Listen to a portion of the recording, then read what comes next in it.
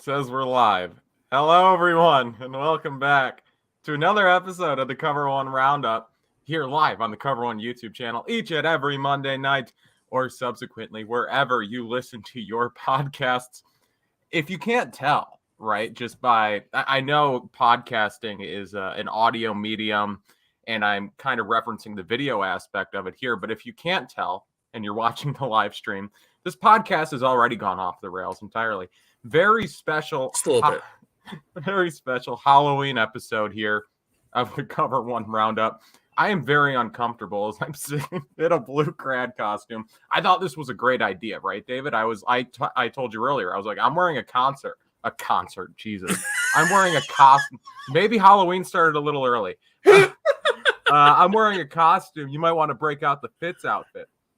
So I found this costume. I put it on, and I never thought about how it might look or feel sitting down. I am in great discomfort sitting here in this costume, but I'm a trooper. Okay, I'm here. You are a professional. Exactly. I'm going to give it my all, and I'm going to give you guys a hell of a Buffalo Bills recap here. Our takeaways and what went right or what went wrong from this Buffalo Bills 27-17 victory over the Green Bay Packers. It was kind of a weird game. I described it on Twitter as comme ci, comme ça, right? I broke out the French a little bit. I'm taking off the hood. It's ridiculous. It's so uncomfortable. It's a blue crap. So yes, we're going to talk about all that and more here momentarily. But before we get into any of that, David, what's going on? Do you like the costume? I like your costume. It's a good costume. Kyle, you told me to break this out because you were wearing a costume. You told me to break out the Fitz one because you were wearing a costume. I assumed clearly and correctly, and that's my fault. That's my responsibility. But I assumed what you were going to be wearing was also going to be tangentially football related. Not at all. Clearly that was wrong. You gotta expect. You gotta, when it comes to Kyle on the Cover One Roundup, what you're expecting, expect the opposite, right? Expect the unexpected with Kyle Silagyi. And that's what's always going on, right? Initially, people came for good football analysis and got me, and then they stopped expecting it. And then occasionally I'll hit them with the right hook, and they're like, is he not stupid? Is that actually kind of a good take? And then bam, bam, bad take, true rubbish. It's just a constant flow of mediocrity with an occasional hit. It's a lot like Cordero Patterson's NFL career. That's very true. This show, before we get into our actual specifics here, this show and Cover One in general are brought to you by Underdog Fantasy.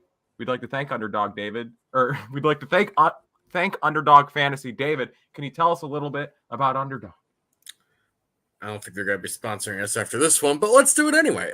Cover One is excited to once again partner with the most dynamic name in fantasy football. Now, did any of you get to draft Josh Allen in your home league this year? If the answer is no, why? Are you dumb? I got the real quarterback one, David. Well, Kyle, if you wanted a different one, maybe you should use Underdog Fantasy's Pick'em contest, and you can win money predicting if someone better, like a Josh Allen, will go over his yard total, his touchdowns, his completions, and more. If you think Allen to Diggs will blow up this week, you can put them both in your Pick'em, predict up to 5 different over-unders correctly, and to win up to 20 times your money. If you use the promo code COVER1, that's the number 1, when signing up to make your first deposit, Underdog will match that deposit up to $100. That is $100 in free play if you use the promo code COVER1. And even better, Underdog's Best Ball Mania 3 contest is going to make 3 players millionaires. That's right, $10 million in total prizes. $2 million to the first, $1 million to the second, and $1 million bonus to the team with the most regular season points. It's 3 chances to win $1 million. Sign up now using promo code COVER1 and take your chance at $1 million today with Underdog Fantasy.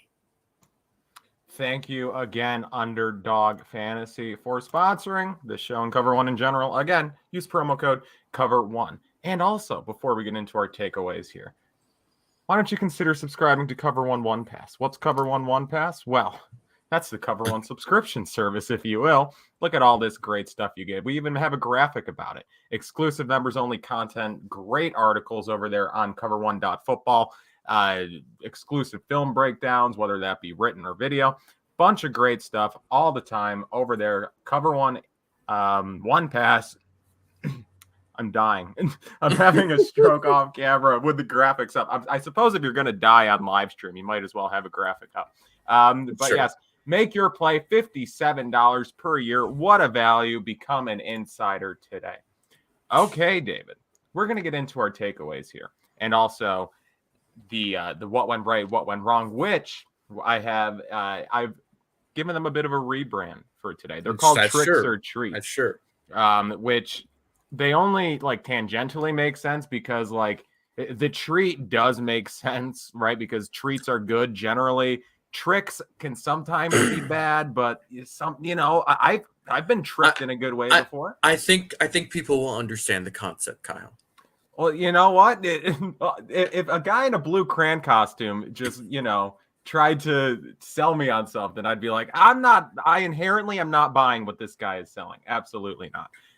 Okay, but before we get into any of that, let's do the Roundup section. This is the segment where we talk about the latest Buffalo Bills news, rumors, and all that other good stuff in a quick and roundup fashion. So, David, a couple of things coming out of this Green Bay Packers victory. I think the most pressing or the most looming is probably the injury to Jordan Poyer.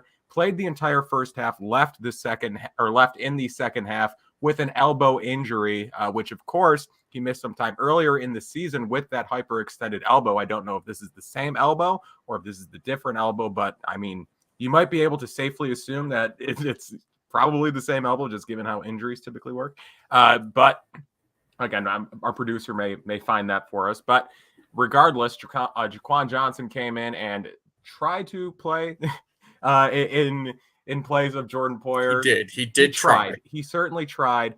Didn't do great. We'll get into the safety position here momentarily. That is one of my takeaways because there are certainly conversations to be had about the safety position and whether or not the Bills should maybe look outside of the organization here in the next couple of days to add some depth, given the inconsistencies of not Jordan Poyer's play, but his health this year. So we'll get into all of that. But Sean McDermott saying today that they are still evaluating that injury. Matt Milano almost had 2 interceptions yesterday, was able to come down with 1, is being evaluated with an oblique injury. And then Tre'Davious White, finally some good Tre'Davious White news today. He will be activated onto the 53-man roster, likely at some point this week. It still remains to be seen if he will play here in week 9, but his return is coming sooner rather than later. So, David, just these defensive injuries here, when one thing goes right, 2 things go wrong here. That is quite literally how that breaks down. So just what are your thoughts here on the defensive injuries? Well, so according to our partners, Banged Up Bills, it is the same elbow that Jordan Poyer We back. Sorry. Someone commented that they were gonna like this video, and then the hat that Kyle has as a part of his blue crayon costume came off. Spin also writing they have no choice but to activate Tre'Davious White this week. They did technically have a choice. Like they could have not done it and then he wouldn't have been eligible to return. So like the choice was there. They made the right one, but okay. Thank you, Kyle. As I was saying, Banked Up Bills tweeted earlier. He said that it is the same elbow from the preseason for Jordan Poyer. The MRI today will be able to tell severity and establish a timeline for that. Now, Poyer did come back in after he injured it initially in this game before going out early in the fourth quarter. So, I mean, it's been unfortunate for somebody, especially somebody that's, obviously a very good player and has been very, very good for this team for a long time, but was also looking to get a new contract. It's kind of unfortunate that he's had a couple of injuries, especially elbow injuries. I mean, that's just pain. That's just pure pain. But it's going to be tough for him. As far as Matt Milano goes, I mean, It's that time of year, right? It's the time of year for a Matt Matt Milano leg Milano. injury, Well, just like or a is the Matt Milano oblique injury. in general? The oblique is your side, the side of your Mm, midsection, right? that's interesting. I often wake Yeah. up with oblique pain then. Okay, Uh, we're getting too Pro- personal. Moving on. probably for different reasons, I'm guessing. I'm a professional football player, David. um, but this is the time of year to have a Matt Milano injury, right? I mean, it's about midseason. He's been playing at an All Pro level, and yeah, he'll probably be out for 1 week because they're playing the Jets, and they don't really need him to play against Zach Wilson. As fun as it would be to have a linebacker get like 4 interceptions, it's not necessarily needed to beat a team like the Jets at this point. And then Tre'Davious White, like you said, I mean, they didn't really have any other choice. I mean, they, like you said, they did have a choice, technically, but in reality, where people dress up as blue crayons, they didn't really have a choice but to bring Tre'Davious White back off of the PUP list. So I don't think that he will be playing this week, just sort of based on how they seem to mention him during the pressers, and it just doesn't seem like that they're interested in bringing him back against the Jets.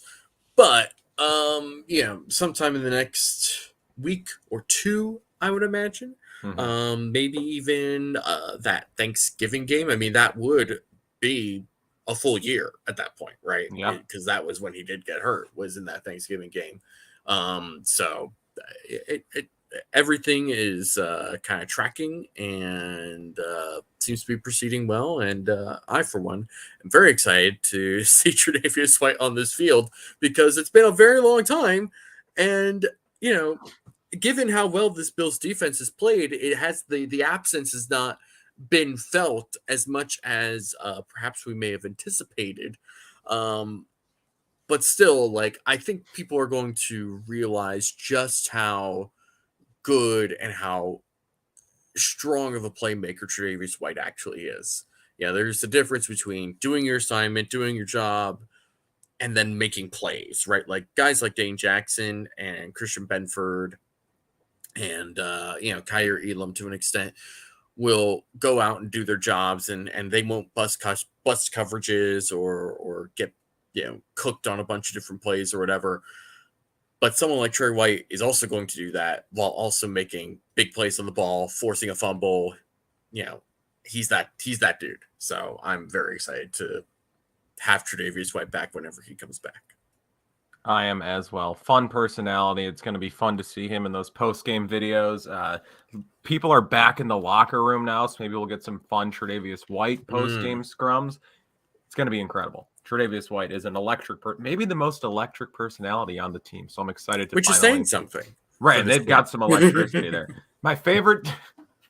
I remember one time, 2018, the 1 year I was in the Bills locker room. I remember it was just a Wednesday, which is like peak media day, and Shaq Lawson and Tre'Davious White were just yelling back and forth across the locker room about whether or not I think it was about Trevor Lawrence, who was at the time a freshman at Clemson in 2018. And of course, Shaq Lawson, big Clemson guy, had to put on for Sunshine, right. He was calling him. So it just really, really great stuff there. Nobody could interview anybody that day without having Tre'Davious White versus Shaq Lawson audio in the background. So that's just fun. They're reunited. Maybe we'll get more elite SEC arguments. Okay, moving on. The Buffalo Bills defeated the Green Bay Packers yesterday, 27-17. It was a tale of two halves in this game. They looked like that juggernaut world beater offense in the first half. Josh Allen, we'll get into Josh Allen here later, I'm sure. A lot of Josh Allen discussion coming out of this game, but just the offense in general was clicking on all cylinders. The run game actually got going, which, again, we'll talk about that here momentarily. And then the second half didn't look good, right? Just kind of like discombobulated, really couldn't get into any sort of rhythm in the second half. Josh Allen was errant on quite a few throws, which he looked like a quarterback. I don't want to say he looked like a quarterback that we haven't seen before. He just looked like a quarterback that we haven't seen in a very long time, which is we've seen some pretty low lows for Josh Allen. It's At least it's scary, right? I mean, it's Halloween. We could say it's scary. it is. Yes. I believe it was Mina Kimes who tweeted that 2022 Josh Allen dressed up as 2018 Josh Allen for Halloween. It was that's funny. That's really good. Wasn't quite 2018 Josh Allen though. It was more 2019, right? There was a little more refined, a little more like it was more refined chaos. Maybe it was just because they were playing the Packers that it kind of made you think of 2018. Right. But like, I don't want to get into Josh Allen, but just like, what was his final stat line? It was 13 of 25 for 218, 2 touchdowns and 2 picks. That is the epitome of a 2019 Josh Allen stat line. That screams 2019 Josh Allen. But I don't really want to talk about Josh Allen here to start. I do want to focus on this run game because the Bills, for the first time all year, really focused on getting the ground game going, and they did get the ground game going. Now, David, both of our 2 initial takeaways are about the running game, so I will give it to you. I'll let you take the lead here. What were your takeaways from this running game? So it seems like the last 2 weeks, going back to the Kansas City game, they've put an emphasis on those early drives to run the ball, and part of me thinks that that's sort of trying to throw a change up on those opening drives, right? When everybody is trying to anticipate the pass, trying to get, Josh Allen into rhythm with Diggs and Davis and Knox, et cetera, et cetera. And then they just hit him with Devin Singletary runs. And, when you're consistently getting like boxes that the Bills tend to get, you can rip off those early runs and get a move down the field relatively easily and quickly, and then you can just work some of their typical play action and RPO game off of that. And we saw that in the Kansas City game to start, and then we saw that again this past week with the Green Bay game. And Green Bay's defense is just kind of not made by design really to stop the run. They've never really been a run stopping team since Mike Pettin is we're familiar with Mike Pettin. Great pass rushing defense that just has no idea how to play the run for a single second. And while the Packers did a little bit better job of that in the second half, first half the Bills were able to really run the ball quite effectively. But it wasn't just Devin Singletary that we saw, and he played very, very well, and he continues to play well throughout this season. James Cook looked like, he just looked so much more comfortable. He looked so much more confident, like he knew where he was going and just attacking the hole that he was, the intended gap that he was supposed to hit. It wasn't, dancing and hesitating to try and like set up a block. It was just, no, this is where you're going and you're getting there now. He is not somebody who has the quick change of direction that someone like Singletary has, right? He is a bit more like straight line speed and a little smoother, where he could just sort of round through a particular gap, especially from shotgun. But what is interesting with James Cook is the fact that he just looked super comfortable. And then, of course, making that big play in the passing game where he just was right there to take that Josh Allen scramble and really work it. And that was like one of the 2 biggest plays. I believe it was that play and the Stephon Diggs like 55-yarder right before halftime that set up the field goal. Yeah, those were the 2 biggest plays, at least yardage wise, for the Bills last night. And it was very, very encouraging, especially coming out of the bye week, for James Cook to look like this, especially when you consider all of the trade talk that has been going on, first with Christian McCaffrey, and then he gets traded to the 49ers. Then you have a lot of smoke coming out of Cleveland for Kareem Hunt, and then you have some very strange, very we'll call them unsubstantiated and mostly BS rumors about the Bills being very heavily interested in Alvin Kamara. which just never ever. Are you made not a lot very of sense. heavily interested in Alvin Kamara? I am heavily interested in Alvin Kamara. Yeah. I don't think the Bills are, but I mean, Well, like we talked about this in the Cover One chat, but just like Bean's job is literally to call about available players who yes, will make the team better. And I'm sure he just, regardless of how the team performed yesterday, running back is a position in which the Bills could improve at because they have largely marginal talent at the position. And you look at a team in the position like the Saints, a team that isn't doing very well, isn't very good in general, don't have their first round pick this year. I'm sure you just call and you're just like, okay, you need draft capital. We're not giving you a first round draft pick, but just in general, you're not a good right. team and you need draft capital. Just how do you feel about potentially moving Alvin Kamara? And when they're like, we're not going to, or we need this much, capital in return. Okay, no, thank you. Like I'm sure the Bills did actually make that call because that is Brandon Bean's job. Yeah. But yeah, I like Alvin Kamara a lot. I would have been very interested in Alvin Kamara too. It didn't make sense from a cost benefit analysis, let's call it. Like whatever the Saints wanted for Alvin Kamara was not what the Bills were ever going to give up. And that's fine. That's fine. Like you said, Brandon Bean is always on the phone looking into whoever's on the block and just saying, hey, who's available and what do you want? And sometimes it's just immediate, just like, all right, cool. That's not what we're in for. So, we'll talk later. But unless it's from Washington, I'm guessing he's not Right, calling no, out absolutely Washington. No.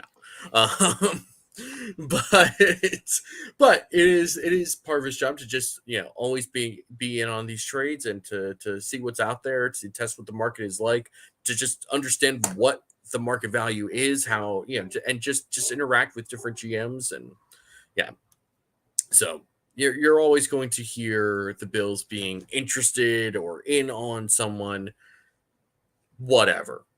Most of the time it's not going to mean anything. I agree.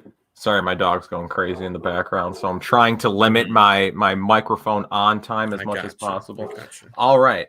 But hey, we got to go. You know what? When duty calls. Yes. No, the running game yesterday was very reassuring, and this is the second time in as many games, right? The second time second time in 2 games here where the running game has put out arguably its best performance of the year. My larger takeaway here is I'm not convinced that the Bills do need to trade for a running back, regardless of what the rumors are saying, regardless of what the smoke is kind of suggesting. I'm not convinced they have to. But before I get into that and ask you kind of just went over that, but we'll discuss that. I just want to quickly go over the numbers here. Devin Singletary gets 14 carries yesterday. James Cook gets 5 for a rushing net of 153. Now, you may be saying, like, 153, that's good, but it's not like great or any means. It's their highest of the year.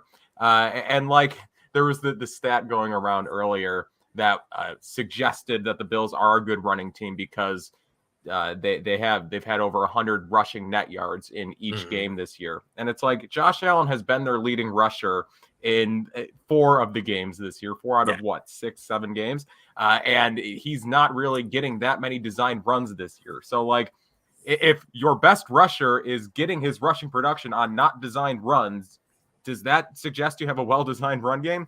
In general, no. But I do think the last couple of games, again, these last 2 games, it has been a well-designed run game. Yes. Devin Singletary, 4.8 yards per carry.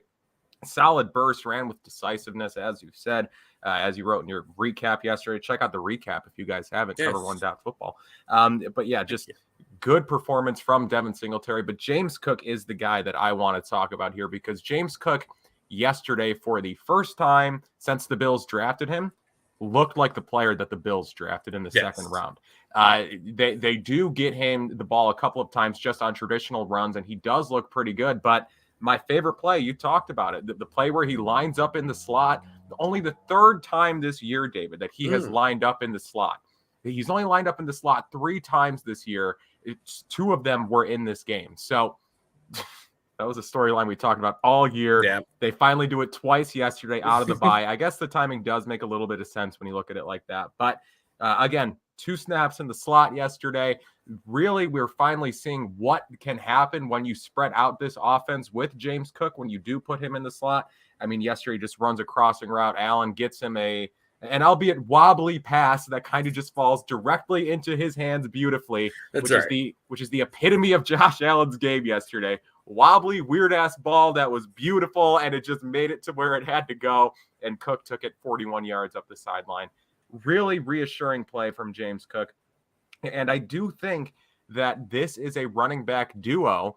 I don't think, I know it's been demonstrated now for 2 games that the duo here of Singletary and Cook, that's a combination that they can consistently, or at least they can get solid production out of the rushing attack with them as the 1-2, Singletary being the lead guy and then Cook being the more complementary change of pace guy coming in, whether it's to run routes out of the slot or just, coming in for a series here or there.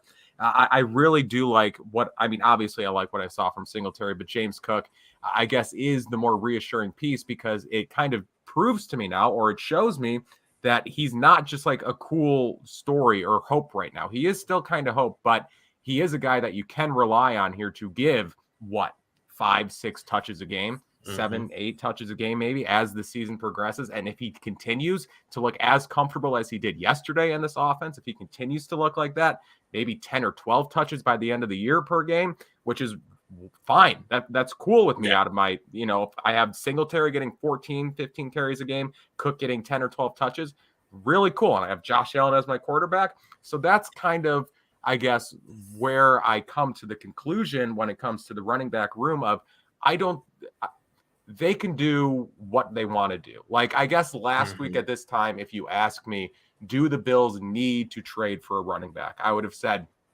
I don't know if they need to, but I certainly would like them to go out and get a Kareem Hunt or a Josh Jacobs if the Raiders continue to implode, which, hey, what do you know? The Raiders are continuing to implode. But like Kareem Hunt is really the guy who I've been focused in on, keyed in on here the last couple of weeks as a potential target. And I still do like the idea of Kareem Hunt. I still do think Kareem Hunt would make this team better, make this offense potentially more better or more not productive, more dangerous. Certainly it would give them another weapon, another element. But at this point, it's like, okay, if they can get him for a reasonable price, like a 5th round pick, a 4th round pick, cool, right? I'm cool with adding Kareem Hunt for that. But if they don't, right, if they don't find any running back that they can get for a reasonable price, a price that they deem reasonable, I am fine with rolling with Singletary and Cook here for the rest of the season because I do think, again, we haven't seen Cook is just essentially like an onion ring that you find in your thing of French fries now, where it's just like, oh, our offense has been really fun the first however many weeks of the season, and we barely used our 2nd round pick, who we talked about all offseason as potentially having a big role and being a dynamic playmaker in this offense. Now we can sprinkle him in more, get him the ball more, and see what he can do, and he's finally showing comfort. I like James Cook a lot, and I think, again, this duo is kind of making me back off the idea of trading for a running back. So, David, before we just kind of move on to more aspects of the team, because there were more position groups that played yesterday other than the running backs, but just what are your thoughts on potentially trading for a running back? I'm kind of out on the idea at this point. I don't know if there's anybody that you add to this team right now that's really going to move the needle. While also on a relatively low cost, like you could get a Kareem Hunt. I don't know what that's going to cost, and if James Cook is who you think he is, or close to what you think he is, then that's really not that far off from what Kareem Hunt is, I think. Or maybe just like a poor man's version of Kareem Hunt. So I think that there's no need at this point in my mind for the Bills to try and trade for running backs. I think you just got to roll with what you got and, keep Zach Moss deactivated. No, I was going to say, and you got Zach Moss too, right? Let's not forget we have an embarrassment of riches at the running back position. What if they trade Zach Moss for a conditional 7th tomorrow? This is a good question. If they trade him for a conditional 7th, 1, do you care? 2, are you like, I don't like him, but like maybe why a conditional 7th? Why just not keep him at that point? I mean, Moss was activated. Yes, Spin is right. Moss was active. He just didn't play. There you go. Which is fine by me, right? I don't care what you do. Sure. Just keep him off my football field. My football field, right? Yes. Yeah, Oh boy, I'm tired for some reason. Couldn't be because I was up until like 1 a.m. last night. Whatever. Absolutely. No, it's not Halloween not. or anything. We know there's a football game. That's why you're up. Okay. Yeah. We figured it out. Thank you, Kyle. Really, I think the trade rumors need to start shifting away from running back and maybe towards a different position. Kyle, what might that position be? Thank you, David. Thank you for the softball down the middle of the field, and I will, or the plate, and I will hit like a shallow drive to right field. Certainly not a home run. The safety position is a position that I would like to discuss here because I think the Bills maybe need to make a move at safety, which isn't to say that they do not have talent at safety, because they certainly do. The issue is that they're all injured. We entered this season saying Micah Hyde and Jordan Poyer are arguably, or perhaps inarguably, the best safety duo in the NFL. The issue this year have been that they've rarely been on the field with each other. Poyer has missed a number of games here, again, like I said earlier, with various injuries, and Micah Hyde, of course, has been sidelined for the last 4 or 5 games here with the season-ending injury. He's not coming back this year. When Poyer and Hamlin are on the field with each other, I am fine with that safety duo, because Poyer is he's very good, right? I think this year in particular, we've all talked about Poyer in the past as being as impactful as he is, being as good as he is. Yes. I think this year, at least I am, and I'm sure a lot of other Bills fans are coming to, I guess, fully realize and fully appreciate what he does to this defense, especially with Hyde being out. The fact that the defense has been so productive with such a key piece out, because Poyer has been able to pick up some of the slack along the way and help this rookie second year 6th round pick kind of, I'm not going to say Hamlin hasn't missed a beat, but Hamlin largely has looked pretty solid here through the last however many games of the season. So I've really come to appreciate Poyer as a player this season. Again, that's not to say that I haven't, but you guys know what I'm saying. But again, he just cannot stay on the field this year. And like McDermott said in the press conference earlier today, you just don't, or they're still evaluating his injury, which, as we said, is a continuation of that hyperextended elbow from earlier in the year. So I do not dislike DeMar Hamlin. As you guys can tell, as you guys who watch this show consistently know, I quite like DeMar Hamlin. I've talked about DeMar Hamlin more than I should have, more than I, perhaps should have on this show in the past. But I do not like DeMar Hamlin when he is the team's best safety, right? I like DeMar Hamlin when he is being complimented and kind of being covered or placed in a position to succeed by a guy like Jordan Poyer. Right. But when you start asking DeMar Hamlin to do more than DeMar Hamlin is able to do at this point in his career, you're going to get instances like yesterday where the Bills give up their first deep touchdown in what feels like forever, right? That was just something that is something that did not happen with Hyde and Poyer back there. Teams never beat the Bills deep, or at least very rarely beat the Bills deep. Yesterday, Poyer comes out, Hamlin and Jaquan Johnson are in, and that's when Aaron Rodgers is finally able to get something going, hits Torre. I've never heard of this guy because it's his first career start. 36-yard touchdown, just kind of turns Hamlin around, gets past Hamlin, gets past Jaquan Johnson. Just not a great game from either of them. And again, I like DeMar Hamlin a lot. I think DeMar Hamlin is a nice piece. I think he could potentially develop into a potential long-term starter here.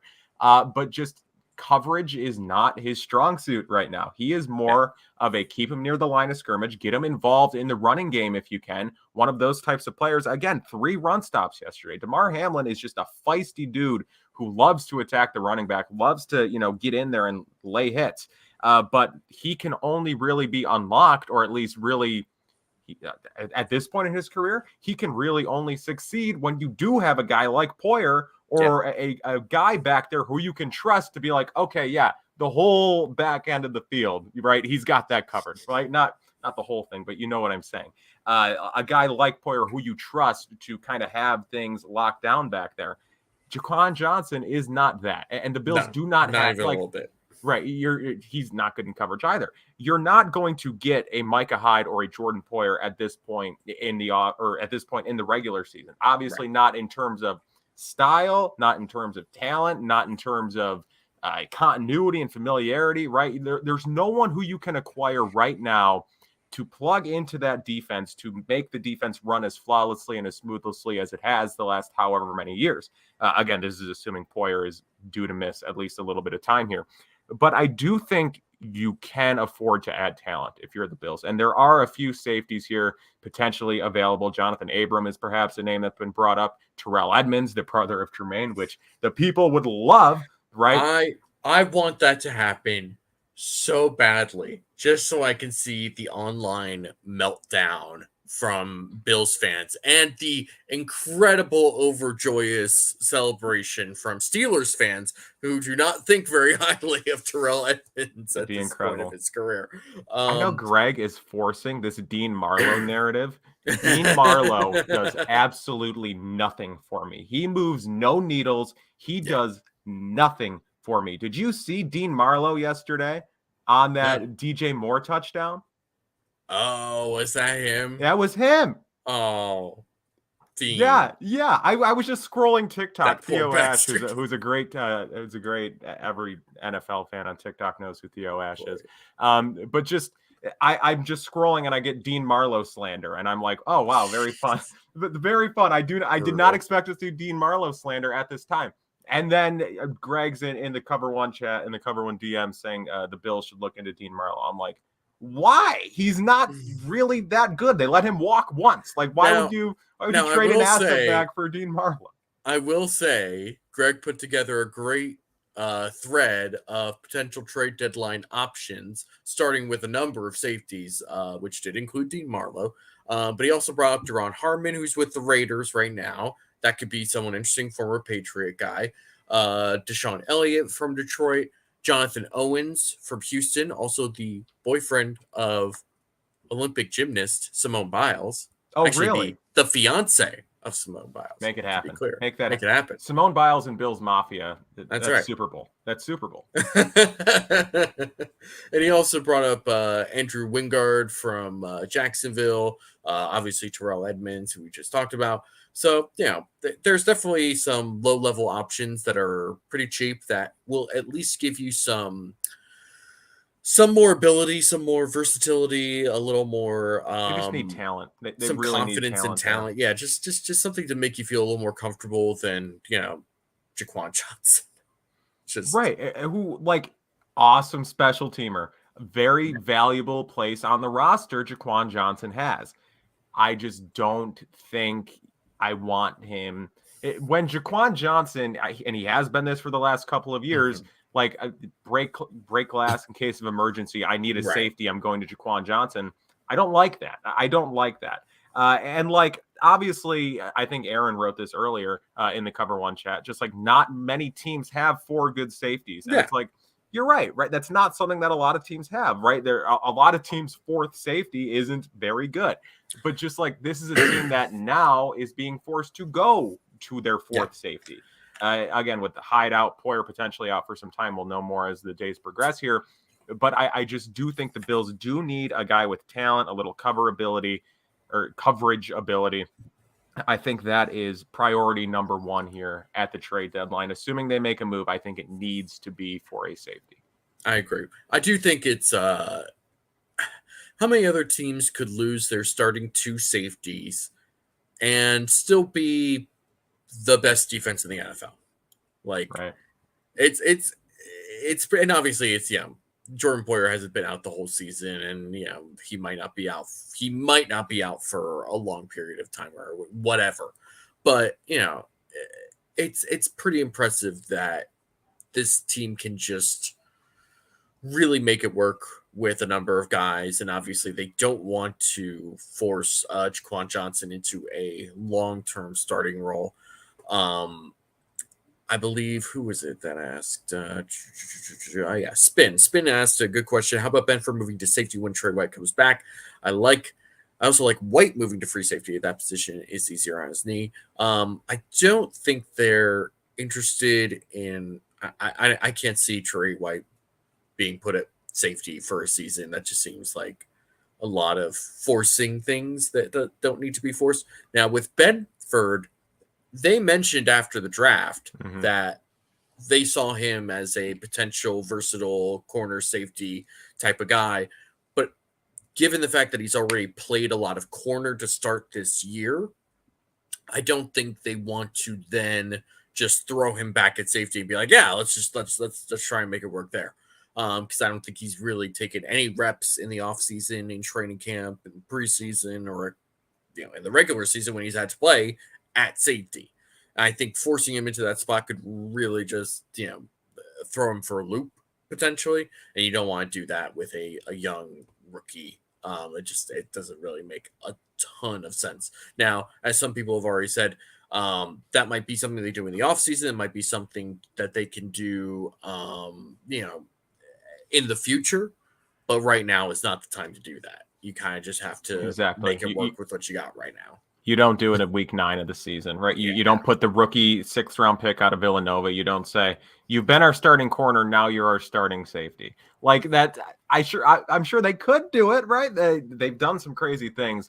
It's like what we were talking about with the Tre'Davious White thing earlier, right? The decision to activate, where it's like, yeah, but they could have chosen not to. It's like now we're talking about like, yeah, I guess they could choose to do this. Just everything suggests that they probably shouldn't.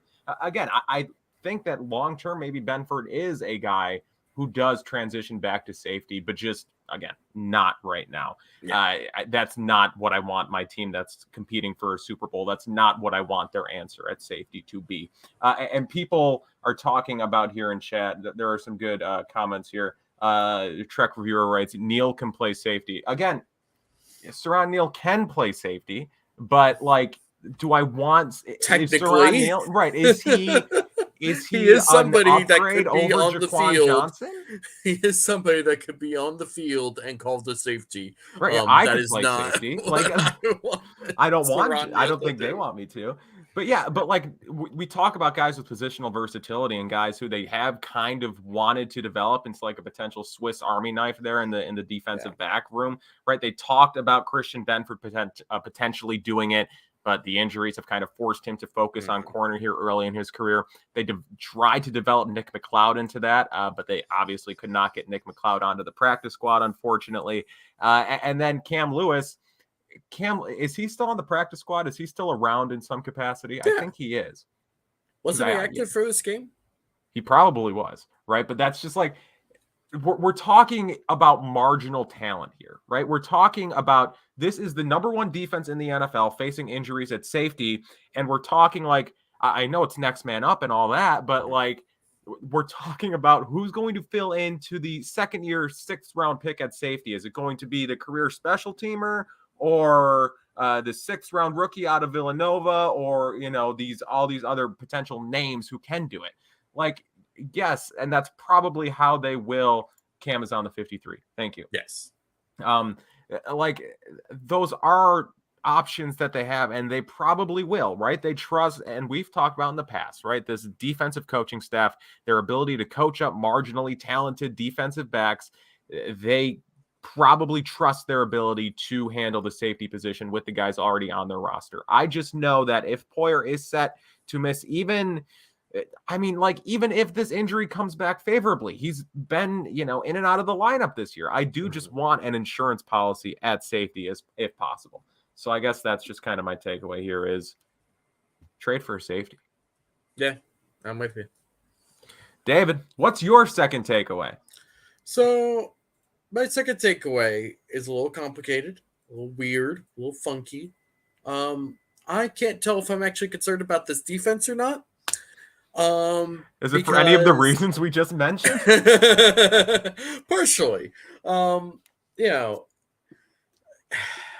I kind of mentioned in my recap yesterday that my main irk was the run defense because they obviously gave up a lot of yards on the ground, but also like it didn't really matter because the Packers were down by 17 and just chose to run the ball because they knew they couldn't throw the ball against this Bills defense the way that they wanted to actually score.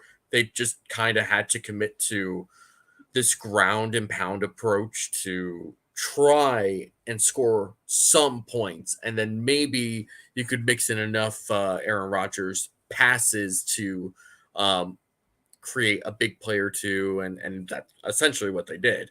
They were almost in an opportunity to try and steal this game, kind of, sort of, but then Mason Crosby missed field goal, kind of just brought it all to an end at the end, which is fine. That was the it made the Bills win and the scoreboard feel pretty accurate, right? Like 27-17 is about the right way to look at that game. The Bills dominated very early, and then the Packers just had so much time of possession that the Bills just didn't really do anything in the second half. And part of that is because the Packers held on to the ball, and also because the Bills just didn't really do anything with their possessions other than turn the ball over a couple of times.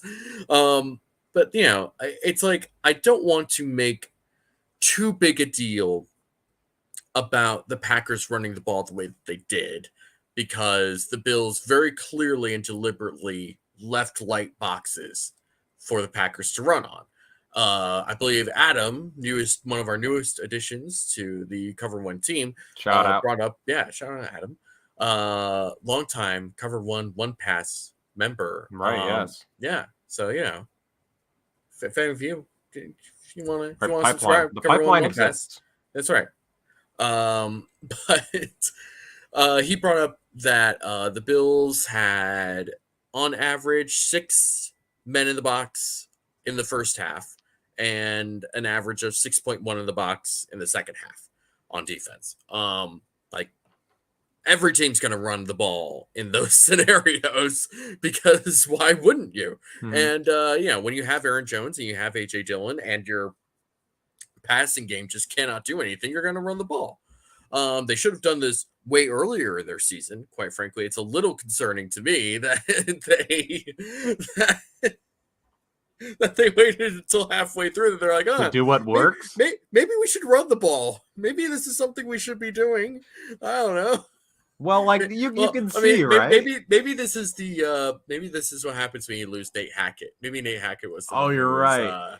telling them to run the ball. See, actually, you know what? It was probably Luke Getsy, because Luke Getsy is running the piss out of the football in Chicago right now. But see, like, the thing is like, you can kind of see where they went wrong. That said, there's no excuse to get it consistently wrong, however many weeks into the season, right? It's like, you have Aaron Jones and AJ Dillon, 2 very good running backs, and then you have Aaron Rodgers, 2-time defending MVP. And then you have a receiving core of question marks and nobodies and busts and failures and Randall Cobb. So, like, you just got this mismatch of receivers, and you're like, okay, we want to give Rodgers the opportunity to succeed with these guys. But, as the season progresses, you need to be like, okay, that's not working. We didn't do it. The receiving core is bad. We just need to focus on what works potentially.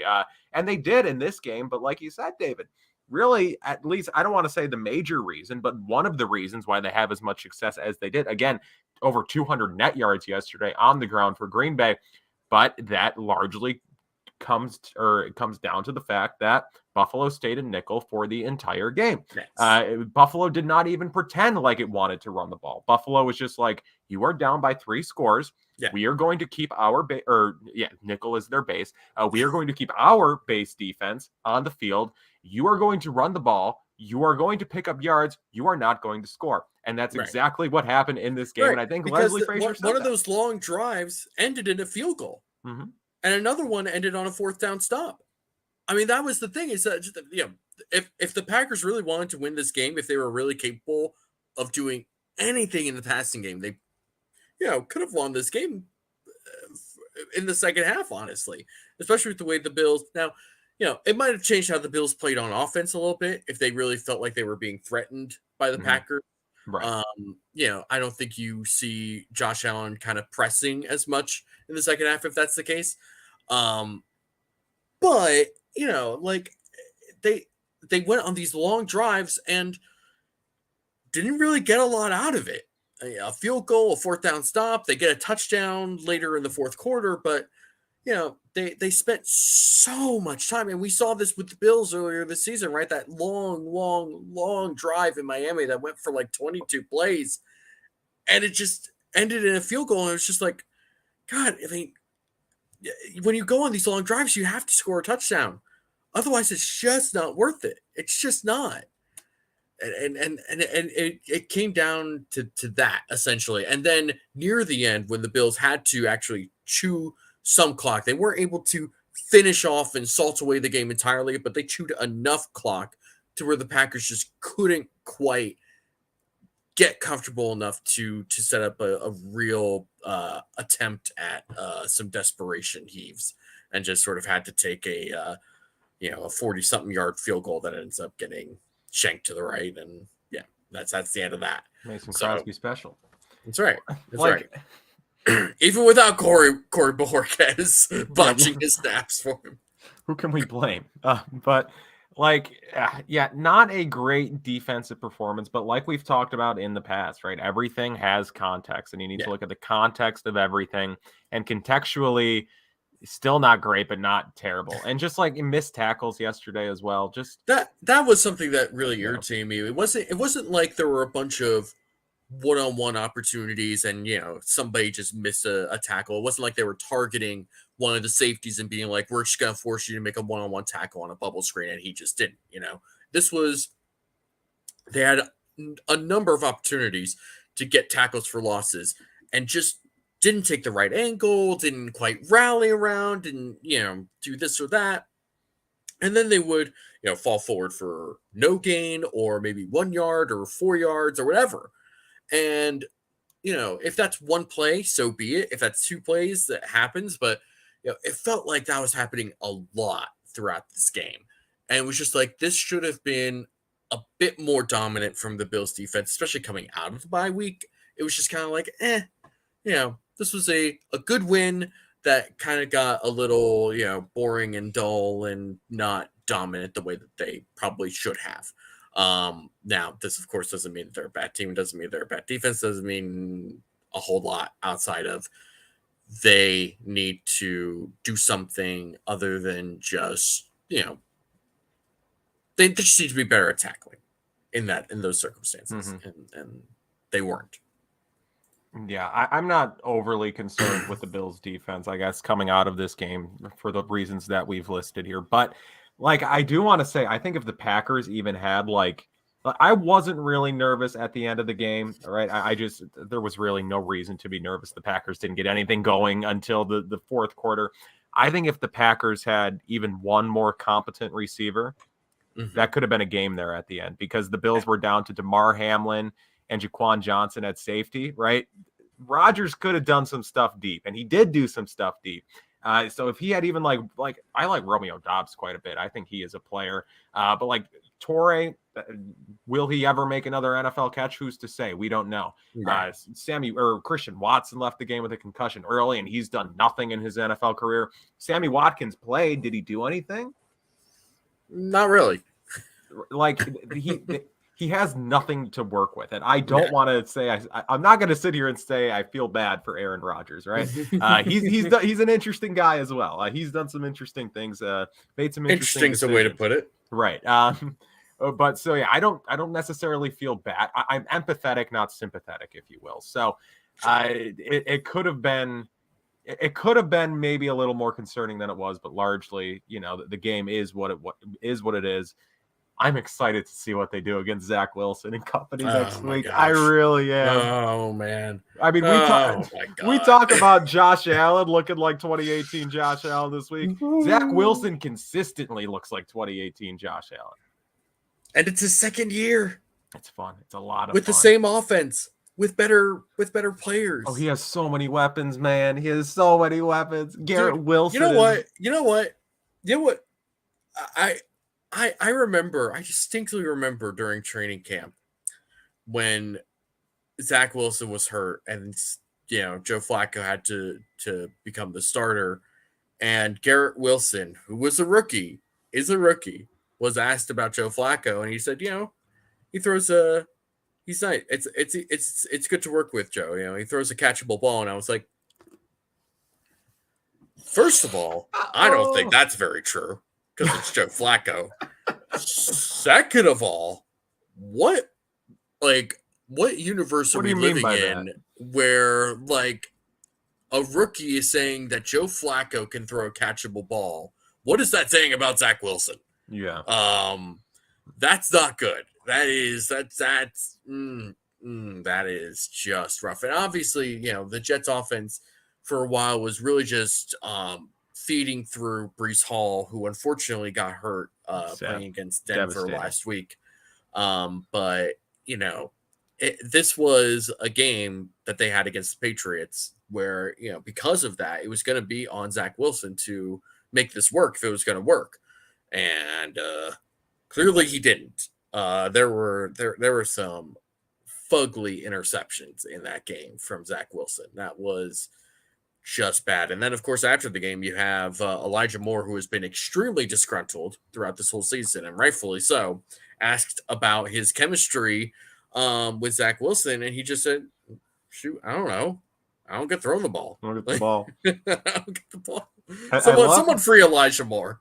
Yeah, I love how they just have a collection of second-round receivers who are uber talented that they just don't do anything with. Elijah Moore, Denzel Mims. Yeah. Denzel Mims did make a play yesterday. He did. Right. Maybe the first one.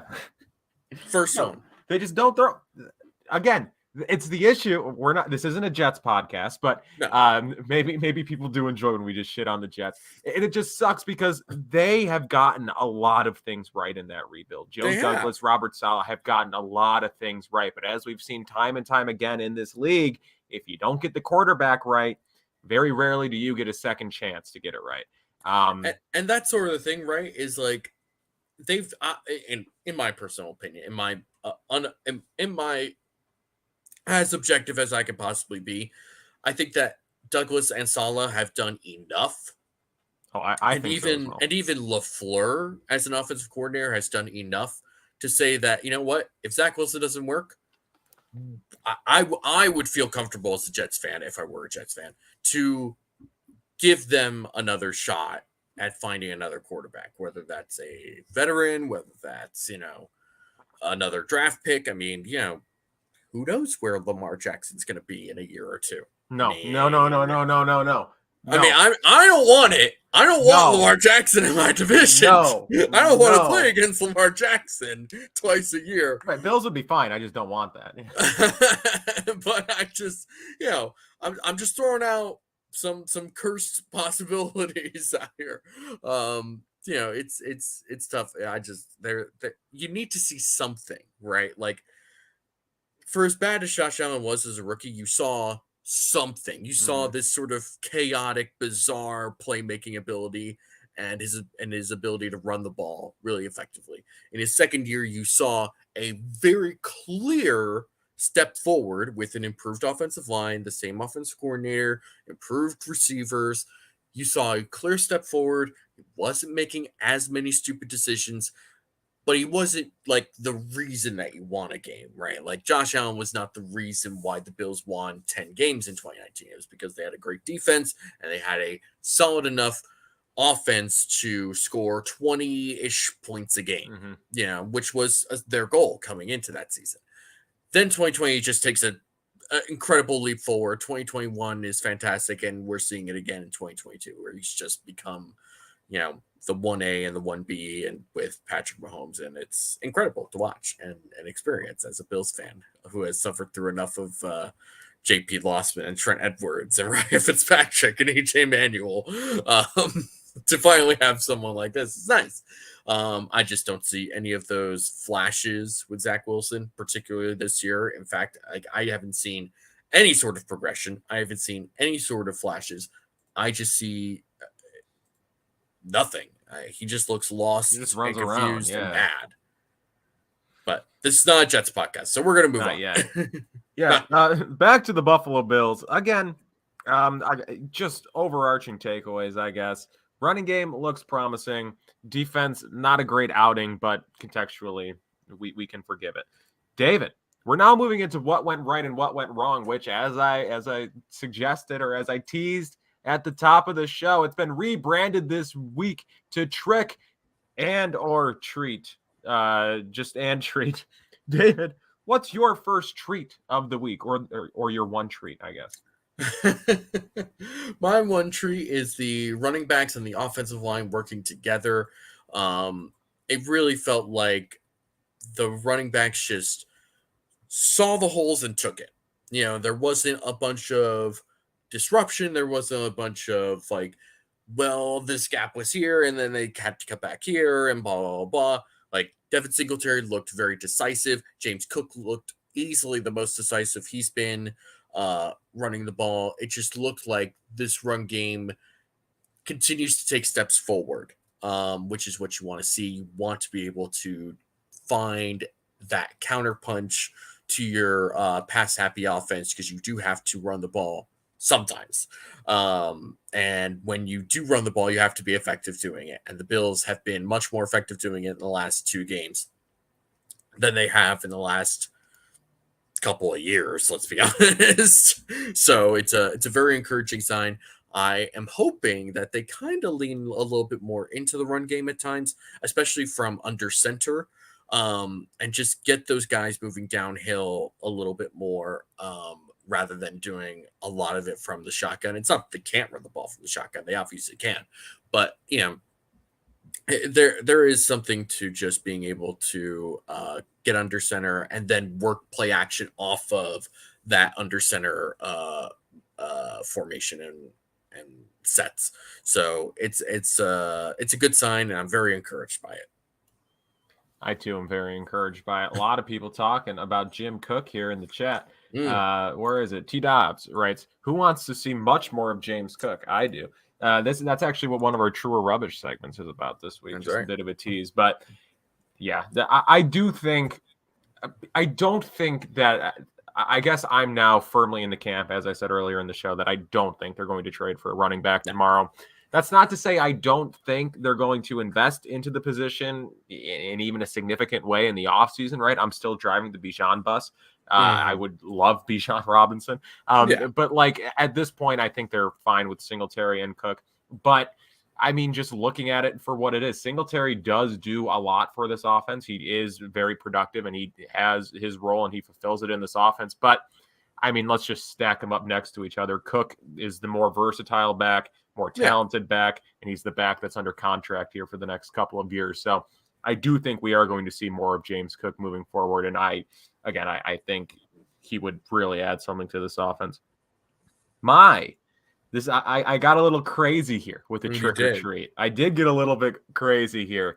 And maybe this may or may not have been the reason why I did rename the segment this week. I know it is Halloween. That's about 30% of the reason. But again, there is a non-zero chance I would have named this segment trick or treat this week, regardless of the actual date. My trick or treat is Josh Allen. He's both. He's the trick and the treat. Again, He was the treat in the first half. He was just Josh Allen in the first half, right? He was 2020 Josh Allen. He was 2021 Josh Allen, 2022 Josh Allen. Just MVP front runner favorite Josh Allen. He was 8 of 11 in the first half for 129 yards and 2 touchdowns. Had a nice 20-yard run in which he was tackled out of bounds and then got up and laughed at the dude, which is just a hilarious thing for anyone to do, right? Much less your quarterback. Your Josh quarterback is laughing at defensive backs trying to take him out of the game. He's the bully in gym class. I would not have liked Josh Allen in high school, and that's why I'm turning on him. No, that's a joke, obviously. But yes, 129 yards in the first half. Knox touchdown was great, right? That's just a classic Josh Allen play, right? Just roll out, wait for Dawson Knox to just disengage, become wide open, bloop, touchdown. And then the Diggs touchdown, which was a crazy throw, which he often completes. He had a couple of really nice throws to Diggs yesterday. The end zone touchdown throw was also very good. And I do believe that came right after a Diggs fumble in which Jair Alexander, and they were going back and forth all game. Oh, yeah. Very obviously do not like each other. We'll talk about that here momentarily. The Jair Alexander, Stephon Diggs beef, because Jair Alexander did like a grade school stupid thing that needs to be addressed, but regardless. So Jair Alexander did something to Stephon Diggs on the ground. I do believe Diggs went and told Allen what occurred, and then Allen was just like, okay, touchdown. And that's exactly what happened, right? Just touchdown. Bills had to stop Stephon Diggs from getting a little too emotional on the side, in the celebration. Gabe Davis, and I think it was Khalil Shakir, knew exactly what was going to happen as soon as he got up off the ground. They're like, no, don't worry about it. Just let it go, man. Just let it go. Right. But that is just Josh Allen, right? Ryan Clark tweeted about this. Like, that is Josh Allen, right? His number one receiver, his guy, just fumbles the ball, and Jair Alexander tries to clown him for it. It's like, okay, like, you think you have the upper hand? Nope, Tutter. Like, incredible stuff. Second half, not great from Josh Allen. He started 8 of 11 for 129, 2 scores, finishes the game 13 of 25 for 218 yards, just those 2 touchdowns and 2 interceptions, neither of which were very good, both to Jair Alexander, which had to seem great. It had to be great for him. Well, the first interception was Rasul Douglas, who then pitched it to Jair Alexander. Oh, you're right. And then Jair Alexander got the second one. Neither interception was good. Both were quite bad. Both were Josh Allen rolling out, throwing cross body over the middle of the field. The first one was just, again, that's just 2019 Josh Allen is what it was. And then the red zone interception, I do believe he was trying to throw it into the dirt, which, okay, but like, Allen, you've been in that position hundreds of times. You've thrown it out of the back of the end zone, or you've done whatever. Like, I don't know why you're trying to throw it into the dirt there. Whatever. And Jair Alexander picks it off. Not great. And then he just had a few uncharacteristic misses, or at least misses that were uncharacteristic of this version of Josh Allen. Miss Diggs high over the middle of the field was just on a deep pass, was just missing dudes high. The Kumro third down throw where Kumro was wide open. Obviously, the play was called back ultimately due to a penalty.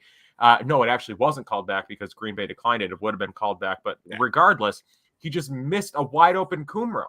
It was just kind of like a little pass a la what he did to Gabe Davis in the first game, and he just missed him. Might have been the same play even, just totally missed Jay Kumro. I don't know what was up with him in the second half. And I guess, like, it's not concerning per se, right? After we've had how many great halves here, how many great weeks in a row from Josh Allen, I'm not going to hit the panic button or even, have my hand remotely close to the panic button after one bad half. But this was a bad half. It was just like a lot of errors, a lot of things we haven't seen from Josh Allen here in a long time. Things that we thought he had firmly ironed out of his game, come to the surface yesterday in not great fashion. And like Greg mentioned, I think he tweeted it, or it was in the Cover One chat, which I've mentioned 18 times today. But just like maybe Allen too kind of fed into the emotions a little bit, maybe got a little too high with his guys with Diggs and just kind of feeding off that energy, because that was one of the chippiest Bills games in recent memory. They were just, the Packers and Bills do not like each other for some reason. You think there'd be some of that borderline Midwest camaraderie, the small market, heavily supported teams. You'd think they'd share a Clearly not. No, they hate each other. Absolutely hate each other. I would say that'd be a good Super Bowl. The Packers aren't sniffing the Super Bowl, even if they had a good receiving core, right? they wouldn't make it past the NFC Championship. But just not a great outing here in the second half from Josh Allen. Perhaps he did kind of buy in to get a little too hyped.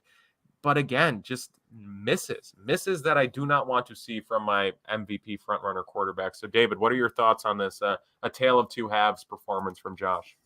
Your quarterback, even for as amazing and incredible as he is, and he certainly is, you're gonna have a couple misses. You're gonna have some games where things don't go your way. It happened to Patrick Mahomes earlier this year. I mean, that Colts game, right? I feel like every week I'm just like, the Chiefs had 2 losses. They lost to the Bills. Who did they lose to? Oh, right, the Colts, because for some reason the Colts just it still doesn't make sense to me. Like, I even watched that whole game to try and figure out what happened. It was literally just like Chiefs offense couldn't do anything, and their special teams gave the Colts field position every time. So stuff like that happens sometimes, even against teams or a matchup where you should be able to dominate. Sometimes that just happens. It's not worth hitting the panic button over. It's not worth getting into arguments or whatever over. It's just just relax. He is who he is, and he is him. So he is him. Yeah. Again, it's just so weird, right? Because it's the dichotomy. It's the dichotomy between, world beater, incredible. Yeah. He is the greatest quarterback I've ever seen. I'm taking him for granted, taking him for granted here. And just the second half, like, ooh. But whatever, he'll be fine. And he occasionally does stuff like this. I guess you think back to Jacksonville or Atlanta last year, where it's just like, that's uncharacteristic. That's weird. He'll iron it out moving forward. But again, the Jets aren't a pushover. The Jets certainly defensively are not a pushover. They have guys there on the defensive side of the ball. Sauce Gardner. We do have a thing about Sauce Gardner later, which is going to be fun. But David here, what is your trick? I'll make this quick because we kind of already touched on this a bit. It's really just what this defense looks like without without Hyde and Poyer.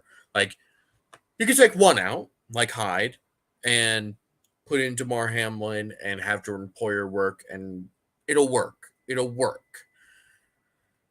But when you have Hyde and Poyer out, then you give up a touchdown on a scramble drill to a rookie receiver whose name I've already forgotten. What is this dude's name? Olame? Odele? Andele? I don't. Who are we talking about? The Packers receiver who caught the touchdown? Torre. Scramble. Torre. That's the Torre. I was close. So yeah, that's what happens when you have to play Jaquan Johnson at an actual safety position. So not something I want to see that much, if ever, again. So Jordan Poyer either needs to get healthy or the Bills need to find another safety. Yes. Again, that's just exactly what we were talking about earlier. Yeah. It is just funny though, because it's just, we go back to preseason, right? And we think about like, Jaquan Johnson, like if we ever need him in a game, maybe he could fill in. Maybe he'd be a good depth piece of that. And it's like, nope, actually, no. Like, and I think both times now he's shown like, nope, maybe shouldn't. Maybe he shouldn't be your fourth. It's like the Saron Neal, like, oh well, maybe if worse comes to worse, he can play outside corner. It's like, no, he can't. No, yeah, and that's fine. That's fine, totally fine. Saron Neal has his role on this team. And that's fine. He does not need to do anything more than be one of the best gunners in the NFL. That's fine. Moving on. David, it is now time for everyone's favorite segment. It's True or Rubbish. The True or Rubbish. Let's go. Let's go. This is the segment where I propose to David a number of statements, typically ranging from like 3 to 5. There are 5 today. Not all of them are football related. There may or may not be a few Halloween specialty ones in there, if you will. But I give him 5 statements. He tells me whether or not they are true or rubbish. So, David here, starting off, true or rubbish? The Bills will make a trade before tomorrow's trade deadline, 4 p.m. I'm going to say rubbish. That is rubbish all after all. It was all rubbish. I think that they should make a trade, like we just talked about. Maybe at safety. That would be nice. But I just don't know if that's really going to happen at this point. But we'll see. For now, I'm going to be a little conservative. I'll say rubbish. Sad. You gotta. You know what? We have been burned before on making these hot declarative takes, though, in the True or Rubbish segment. I think we both said OJ Howard will make the 53-man roster. We put the video out at 8:00, and then at 8:08, Bills have cut OJ Howard. It was like a friggin' SNL sketch. In our defense, we weren't crazy. It wasn't a stupid we take. weren't. It's just anyway. We're not getting into that. Moving on. True or rubbish? Not only is the James Cook agenda strong, it is thriving and will continue to grow in strength. That is true. This was true all after all. Can't believe it. It was true. It was true. I agree. He looked so confident and so comfortable for the first time this season. It was very good to see. And I think that him looking comfortable and confident makes the Bills more comfortable and confident in his abilities as a player. And I think he will continue to see his playing time come up, and I'm very excited to see what James Cook has to offer for this team in this season, especially when you invest a second round pick in him. He better do something, and now he's actually doing it. So I want to see it. Yep, usage appeared to be a bit up yesterday. Actually got had his highest number of snaps in the slot. Again, it was 2. But again, that's at least the start of what could be an encouraging trend here. And he just shows how much of a mismatch he can be in the receiving game. And, if he doesn't look bad as a traditional running back, and he actually looked quite decent, that's just bonus. So I agree. James Cook agenda is thriving. Maz Vids, thank you so much, sir. Thank you, or person. Sorry, for the $5 super chat. They write, wouldn't it make sense to put Elam or Benford at safety now that White is back? I think in theory that makes sense. It's just we're quickly diverting if we're maddening this. If this is a Madden team, sure, but that's not really how NFL teams work, unfortunately, because that would be super easy. It would be a real nice solution. And like adding credence to it, adding credence to the thought is Leslie Frazier today saying that with White coming back, they are going to have to continue to find ways to get Elam or Benford snaps, or Elam and Benford snaps, which again, and yet you just, I guess, naturally look a little bit up the field and you look at like, oh, Jordan Poyer might miss time. So I guess there's theoretically a place you can slot in. But like the rookie wall is process. Right. We understand the thought process. It's just not actually going to happen. The rookie wall is a real thing, and I think when you've been asking Kyer Elam, who was a corner coming out, and like is a corner, and Benford, who you have hope maybe long term could be a safety, but you've asked him through the first 8 weeks of his career and the offseason, you've asked him to focus on being a corner. I think you just let these guys finish out the season at corner. Again, Benford, as we've talked about earlier in the show, yeah, maybe this offseason you do look at converting him to safety, but right now, I don't want to ask either of them to do this. I wouldn't put that on their plate. True. Let me get my thing back up. All right. True or rubbish? Stephon Diggs scores a touchdown over Sauce Gardner this week. I'm going to say rubbish. That is rubbish. Now, it was all let me explain. Rubbish. Let me explain. Diggs hater. I don't think that they will. I don't think that they're going to try to. I mean, they probably will try because it's Stephon Diggs, and he can. They have a little bit of beef. Anyone. They have a little bit of beef. Yeah. But I think if the rest of the field is open, if Gabe Davis, Khalil Shakir, Isaiah McKenzie is open, just gotta throw that way. You can't press. You can't press just because you have beef, right? Like, I know we all want to, but you gotta just take it. Take what you're given. You're here to win a football game. You're not just here to have some beef with guys.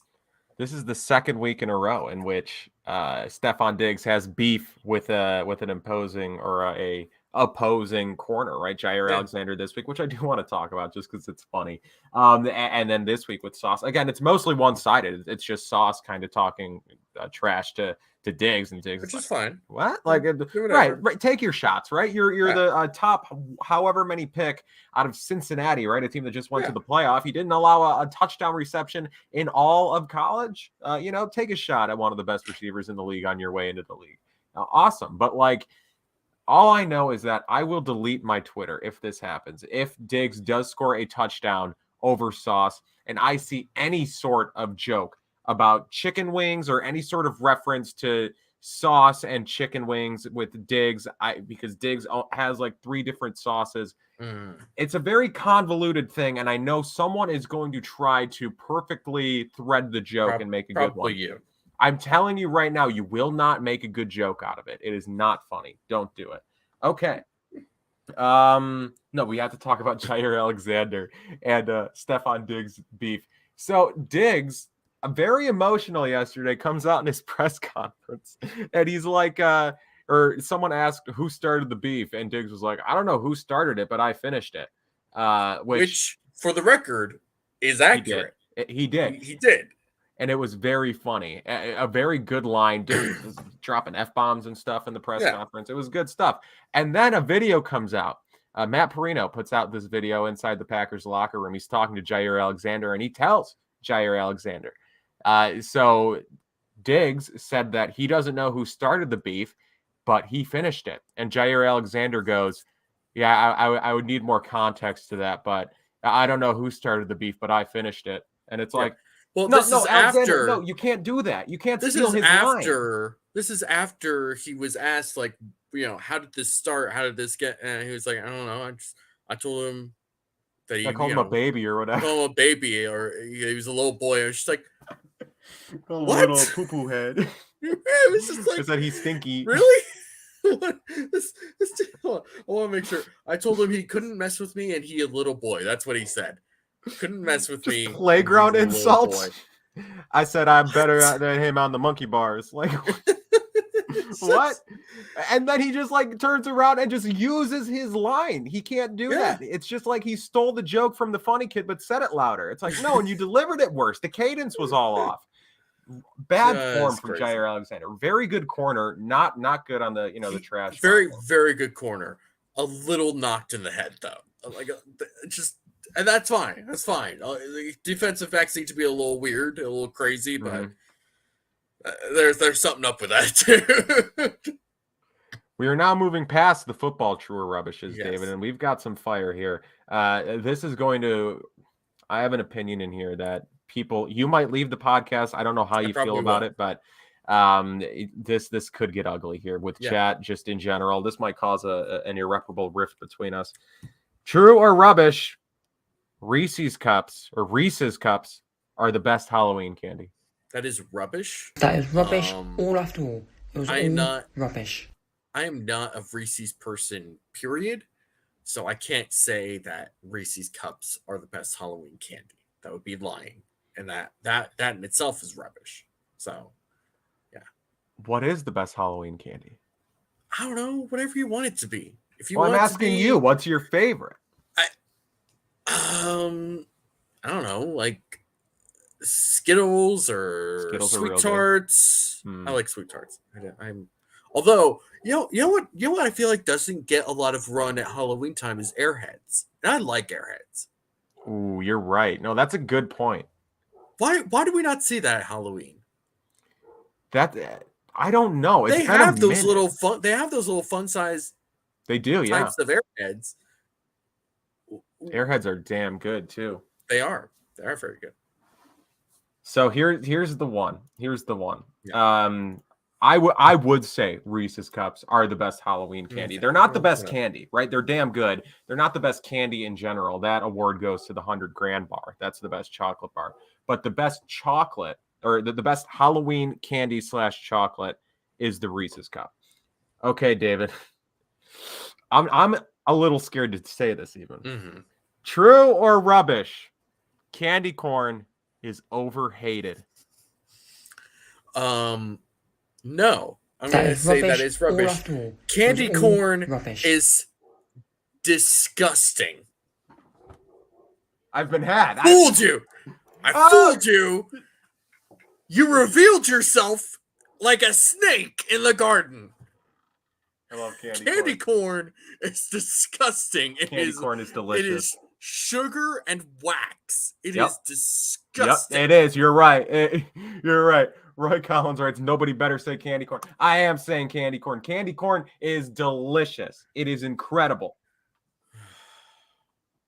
We're ending the podcast. Do the reads. We're ending the podcast. Like, I can't sit down and eat a whole lot of candy corn, right? Because that's, one, it's not calorically or teeth or whatever health responsible, right? You can't be doing that. And obviously, I tried the other day. I'm not going to lie. I tried the other day. I ate maybe more candy corn than I should. And I felt like trash as I was doing it, right? I got about 10, 12 pieces deep into the candy corn. And I was like, oh, I head rush, not good stuff there out of the candy corn. But it is delicious. It is maybe it is the most incredible, maybe candy. Jerry writes, candy corn is overhated, but it's just okay. I'm I would give it a little more of a glowing review, but I appreciate the I guess the admittance. Disgusting. It's just nasty unfortunate that you can only garbage. get it during the Halloween period, right? During the Hey, fall you know period. what? That wouldn't be the case if it was good. That's not an awful argument. That's truly not an awful argument. Spin writes, black licorice is I hate black licorice. Can't I've do it. never had it, which means it's bad. So there you go. Yeah, I'm not a big I'm not a big licorice guy in general. Oh, look, Yeah. we're having all these candy talk. I'm not a big candy guy in general. I do not eat a ton I'm of not candy. either. I've Right, never been a major sweets person, so this is it is what it is. It's all moot points, right? These are arguments in futility, if you will. But they get the people going. I'm a candy corn guy, right? I've just outed myself as if you guys need to leave a 1-star review on the iTunes or leave a dislike on this video, Please don't. do what you got to do, I guess, right? If the candy corn take was that powerful, I understand. So thank you guys for watching. Make sure to subscribe to the Cover One YouTube channel. You are already here, so just click that red subscribe button if you haven't already there underneath. The microphone is falling apart right on cue. Oh, I do want to give a Sean Tucker update because that devastating stuff happened, David. Devastating updates. Unfortunately, Syracuse, though I really don't care about Syracuse football, but Syracuse lost to Notre Dame this last week. They did. And our guy, the podcast's very own Sean Tucker, was had on Twitter. He was. Brandon Joseph, who is a Notre Dame Fighting Irish player, tweets, "Today we defeated Syracuse, and I am #pleased with my performance." And he tweeted a picture of him tackling Sean Jordan. No, what's his name? Sean Tucker. Good stuff. Love it. Love it. That's a man who did his prep work. It's so low-hanging fruit, though. It's so low-hanging fruit. It's like what I was just talking about with the sauce and the digs and the wing tweet that's gonna happen. It's like such low-hanging fruit, and you're going to have to make so many jumps. You're going to have jump through so many hoops, do so many mental gymnastics. Yeah, but the people who get it are gonna love it. I'm offended. Personally, I'm not offended. I thought it was hilarious. I'm actually going to report it, I think.